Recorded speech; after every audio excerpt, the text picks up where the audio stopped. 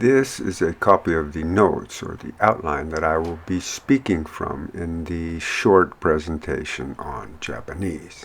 In the introduction, I will greet the audience with a little bit of Japanese. I'll say my name, I'll explain why I chose to speak about Japanese, and I'll just say it will be interesting and I hope they enjoy it. In the body, I will talk about the number of speakers. I will talk about the language family that Japanese comes from and how it's debated. I will talk about the three scripts, the kanji, the hiragana, and the katakana, that makes Japanese very unique. And I will talk about how, as an American, I enjoy the various dialects.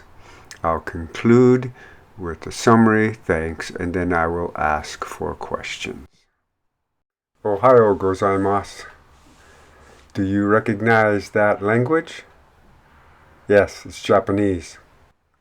I'm Jim, and I'm going to talk about Japanese this morning. I chose Japanese because I studied Japanese. It's also a very interesting language, and I will discuss why it is unique and so interesting. Let me start with saying that Japanese is spoken by 127 million people in Japan. It's not used as an international language. There are groups in other countries that speak Japanese that would be migrants. Japanese migrants may speak Japanese, but essentially it's spoken in Japan. As for the language family, it's very difficult. It's debated because it's a very old language and it's been isolated in Japan. So some people say it's related to Korean and continental languages. Other people say there's a strong influence from the other Pacific Island languages, but it seems to be somewhat of a mix, so difficult to place into a specific language family. It's also got three writing systems. That's very unique. It has kanji, which are Chinese characters which entered the country from China in about the 5th century.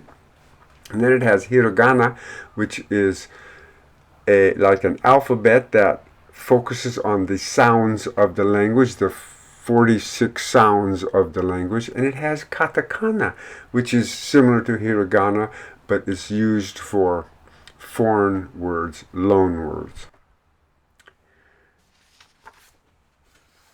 This is a sentence with kanji and hiragana. It starts with kanji and then there's hiragana mixed in. That's a kanji, two hiragana, and a kanji. So in one sentence you'll have 2 and even 3 different writing scripts. Here's the kanji. This says Nihongo. Here's katakana, the 3rd writing script. This is Nihongo in kanji. This is Nihongo in katakana.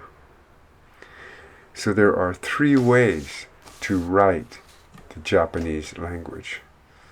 Very interesting, but very difficult for those of us trying to learn the language.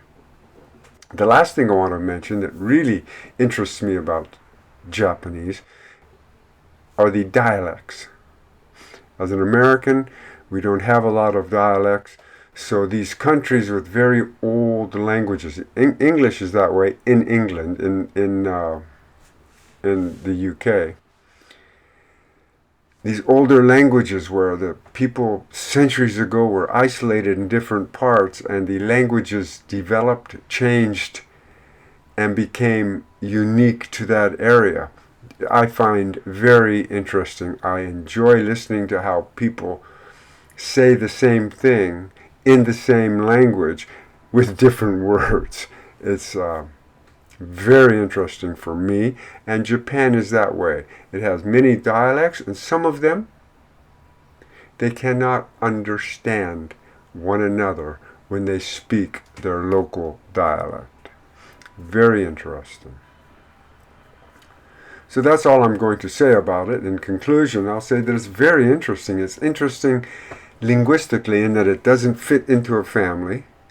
It has 3 writing systems, which is very unique, and it has dialects, which I, as an American, find very interesting. And that's all for me this morning. Thank you. If you have any questions, I'll try to answer.